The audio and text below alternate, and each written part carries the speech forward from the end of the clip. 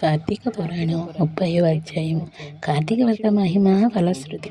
నైమిసారణ్య ఆశ్రమంలో సౌనకాది మహాములందరకు సూత మహాముని తెలియజేసిన విష్ణు మహిమల విష్ణు భక్తుల చరిత్రముల గురించి ఆనందించి 1000 నోళ్ల కొనయాడిరి. సౌనకాది మునులకు ఇంకనూ సంశయము తీరనందున సూతిని గాంచి, ఓ ముని పొంగవ, ఓ ముని తిలకమా, కలియుగమునందు ప్రజలు అరిషడ్వర్గములకు దాసులై అత్యాస పరులై జీవించుచు సంసార సాగం తరింపలేకున్నారు. వంటి వారికి సులభంగా ఆచరించి తరుణోపాయమైన కలదా?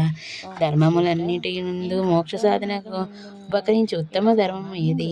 దేవతలందరిలోనూ ముక్తి నొసంగు ఉత్తమమైనది ఎవరు? మానవుని ఆవరించి ఉన్న అజ్ఞానమును రూపుమాపి పుణ్యఫలమిచ్చు కార్యమేది? ప్రతిక్షణం మృత్యుం వెంబడించుచున్నను మానవులకు సులభంగా మోక్షం పొందగల ఉపాయమేమి? హరినామస్మరణ సర్వదా చేయుచున్న మేము ఈ సంశయములతో ఉన్నాము, కానీ నీవు దీనిని వివరించి తెలియచేయమని కోరిరి. అంత సూతుడు ప్రశ్నను ఆలకించి, ఓ మునులారా, మీకు కలిగిన సంశయములకు తెలుసుకునవలసినవి. కలియుగమునందలి మానవులు మందబుద్ధులు. క్షణిక సుఖములతో నిండిన సంసార సాగమును దాటుకుటకు మీరు అడిగిన ప్రశ్నలు మోక్ష సాధనములు కాగలవు. చూచు భాగ్యము నాకు కలిగింది. కార్తీక వ్రతము వలన యాగాది క్రతువులనర్చిన పుణ్యమును ధన ధర్మముల ఫలితములను చేకూరును. కార్తీక వ్రతమును శ్రీమన్నారాయణకి ప్రీతికరమైన వ్రతము. ఇది అన్ని వ్రతముల కంటే ఘనమైనది. శ్రీహరిని వర్ణించినాడు. ఆ వ్రత మహిమ వర్ణించుటకు నాకు శక్తి చాలదు. అంతియే కాక సృష్టికర్తగా బ్రహ్మదేవునికి కూడా సఖ్యము కాదు. అయినను సూక్ష్మంగా వివరించదును. కార్తీక మాసమునందు ఆచరించవలసిన పద్ధతులు చెప్పుచున్నాను, శ్రద్ధగా ఆలకింపుడు. కార్తీక మాసమున సూర్యభగవానుడు తులారాశి యందు చేరినప్పుడు శ్రీహరి ప్రీతి కొరకు మనకు ముక్తి కలుగుట తప్పనిసరి. నదీ స్నానము చెయ్యవలను, దేవాలయానికి వెళ్ళి హరిహరాదులను పూజింపవలను, తనకున్న దానితో కొంచెమైనా దీపదానం చెయ్యవలను. ఈ నెల రోజులు విధవ పండిన పదార్థములు తినకూడదు. రాత్రులు విష్ణు కానీ శివాలయములు కానీ ఆవనీతితో దీపారాధన చెయ్యవలను. ప్రతి దినము సాయంకాలం పురాణ పఠనం చెయ్యవలను. ఈ విధంగా చేసిన సకల పాపం నుండి విముక్తులై సర్వసౌఖ్యములు అనుభవింతురు. సూర్యుడు తులారాశి ఉందని నెల రోజులు ఈ వ్రతమును ఆచరించేవారు జీవన్ముక్తులెవరు.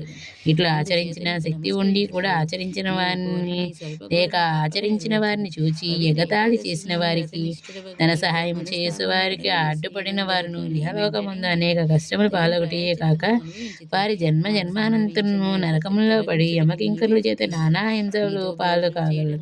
అంతియే కాక అట్టి వారు మరో జన్మల యందు జండాలాది హీన జన్మలు ఎత్తుదురు. కార్తీక మాసంలో కావేరీ నదిలో కానీ, గంగా నదిలో కానీ, అఖండ గౌతమి నదిలో కానీ స్నానమాచరించి ముందు చెప్పిన విధముగా నిష్ఠతో ఆచరించిన వారు ఇహమందు సర్వ సుఖములను అనుభవించుటయే కాక జన్మాంతరములో వైకుంఠవాసులగుదురు. సంవత్సరంలో వచ్చు అన్ని మాసముల కన్నా కార్తీక మాసం ఉత్తమోత్తమైనది, అధిక ఫలప్రదాయమైనది, హరిహరాదులకు ప్రీతికరమైనది. కాన కార్తీక వ్రతమును వలన జన్మల నుండి వారలకున్న సకల పాపములు హరించి మరి జన్మ లేక వైకుంఠం పొందగలరు. పుణ్యాత్ములు మాత్రమే ఈ వ్రతము ఆచరించవలనని కోరిక పుట్టును. దుష్టులకు, దుర్మార్గులకు, పాపాత్ములకు కార్తీక మాసమన్నా కార్తీక వ్రతమన్నా యావగింపు అసహ్యము కలుగును.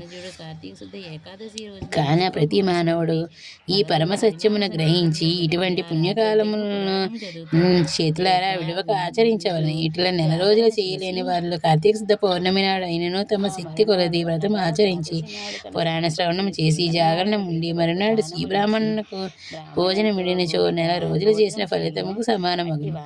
ఈ మాసంలో ధనము ధాన్యము కార్తీక శుద్ధ పౌర్ణమి నాడు అయినను తమ శక్తి కొలది వ్రతం ఆచరించి పురాణ శ్రవణమును చేసి జాగరణం ఉండి మరునాడు ఒక బ్రాహ్మణులకు భోజనం ఇడినచో నెల రోజులు చేసిన ఫలితముకు సమానము కాదు. ఏ మాసంలో ధనము ధాన్యము బంగారము గృహము కన్యాదానములు చేసినచో ఎప్పటికీ తరగని పుణ్యమును లభించును.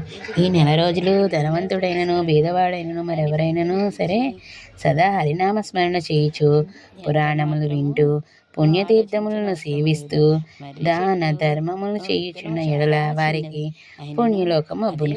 ఈ కథను చదివిన వారికి వినిన వారికి శ్రీమన్నారాయణ సకలైశ్వర్యంలో ఇచ్చి వైకుంఠ ప్రాప్తి కలుగచేయును.